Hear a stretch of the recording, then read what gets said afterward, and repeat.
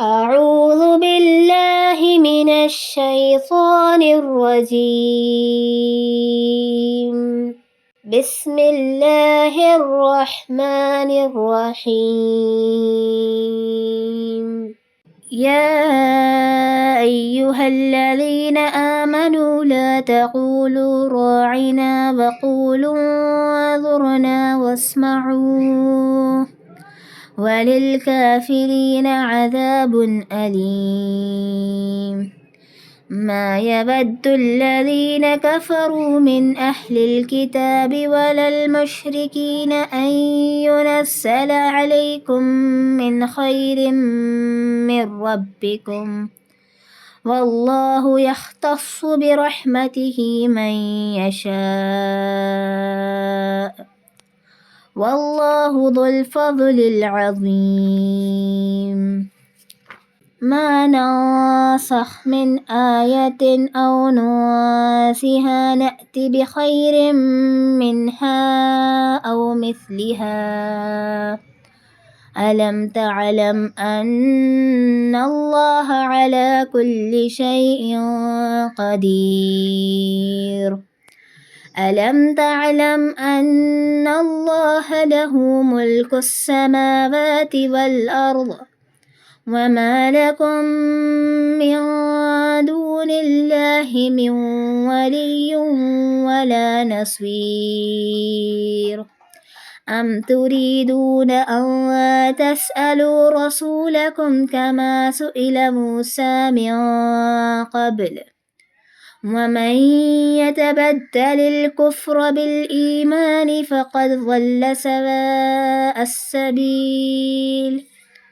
Assalamu alaikum wa rahmatullahi wa barakatuh. This is Munibah Khan and you're watching Duroos-Ul-Qur'an. Inshallah, today we'll be discussing lesson number 14, Surah Al-Baqarah, Ruku number 13. The people of falsehood want to mislead the people of truth. O you who believe, do not say Ra'ina, but say Unzurna and listen. And for the disbelievers, there will be a painful torment. Neither those who disbelieved from the people of the book nor the polytheists wish that your Lord sends down any good to you, O Muslims. But Allah chooses for His mercy whom He wills, for Allah is the possessor of great bounty. We do not abrogate a verse or cause it to be forgotten, except that we bring a better one or similar to it. Do you not know that Allah is the most capable of all things?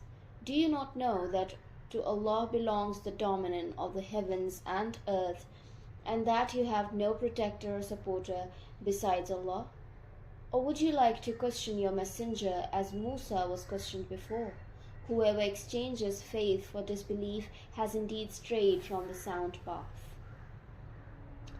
These are the first 5 verses of the 13th Ruku of Surah Al-Baqarah that are recited and their translation is presented. Let's reflect on these and derive guidance from them. Faith requires that the manners and respect for Allah's Prophet ﷺ should be deeply ingrained in the heart, otherwise faith is incomplete. It is also important not to engage in outward actions against respect and manners. Additionally, one should be cautious about using words that might be misunderstood or convey disrespect. The Jews used to come to the gatherings of the Prophet ﷺ, and even there they did not refrain from mischief. They would engage in conversations, remain involved in idle talks, and say, Ra'ina, please come again. We did not hear. This was the apparent meaning of the word, but it had incorrect connotations too. It also carried meanings like, O heedless one, O shepherd, O fool, and so on. Allah did not address the Jews at this point, considering them unworthy.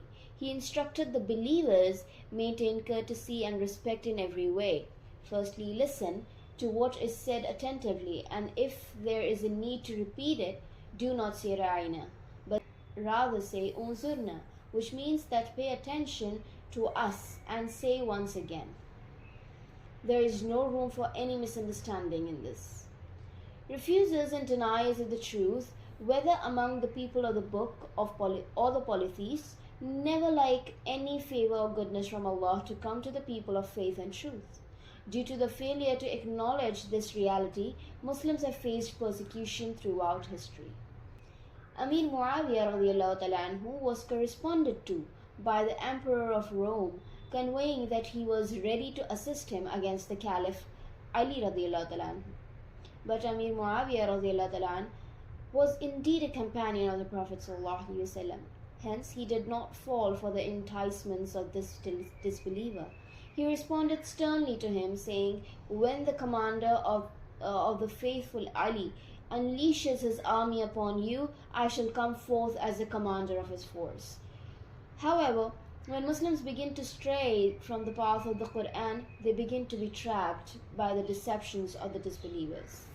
Timur received a letter from the Kaisar of that period informing him that certain rebellious commanders who had defected from his side were now seeking refuge with Sultan Bayezid Yildirim. He advised him to seek their return and assured him of his support in this matter. Ignorant Timur Lang fell for the trick of this disbeliever. He made his way from India to Kabul, assembling fresh troops and ultimately reaching the borders of Sultan Bayezid Yildirim. In an aggressive manner, he made his demands and initiated a battle. Regrettably, Sultan Bayezid was captured and spent the remainder of his life in captivity under Timur's control. In this manner, Kaisar of Rome escaped the consequences of Sultan Bayezid's activities and saved himself from responding to the warlike exploits of Bayezid. Numerous such examples can be found in history where disbelievers have exploited Muslims, subjecting them to oppression. Nowadays, numerous such instances can be found. In various countries around the world, so-called Muslim rulers are being used by external powers to suppress Islamic movements. There were no genuine reasons for rejecting the call of the Prophet Muhammad ﷺ and the message of the Qur'an then or now. Jews would continuously spread various suspicions to sow doubts in the hearts of the Muslims. Some of them even argued, if the teachings of the earlier scriptures and the Qur'an are the same, why are there differences in some instructions? They claimed that we are accused of altering the commands and guidance of Allah. So how could Allah's commands be erased from our minds? Allah responded by saying that if we abrogate some commands, make them forget, or erase them from the mind, we replace them with better, because we are the rulers of the heavens and the earth. All authority is vested in us. Believers should not be confused by the suspicion of the Jews, Christians, or idolaters. They cannot be your friend or helper. Your friend and helper is only Allah. If questions are for the purpose of research or to dispel doubts and suspicions, then they are indeed valid and should be asked. However, asking such questions with courtesy, respect, and sincere intentions is crucial. On the other hand, posing questions to confuse, mislead, or create doubts, or with any malicious intent leads astray and amounts to disbelieving behavior. People of faith should strive to avoid any actions and methods that may lead to falling into misguidance and deviating from the straight path, that is Sirat al-Mustaqim. Bani Israel indeed posed such questions to Prophet Musa alayhi salam, which not only displayed their distrust and disrespect, but also went clearly against Allah's majesty. Examples of these instances have been mentioned in the Quran earlier, and more will come in the future. We'll end today's video here. Inshallah, we'll continue with the further verses in our next episode. Jazakallahu khair. Wassalamu alaikum wa rahmatullahi wa barakatuh.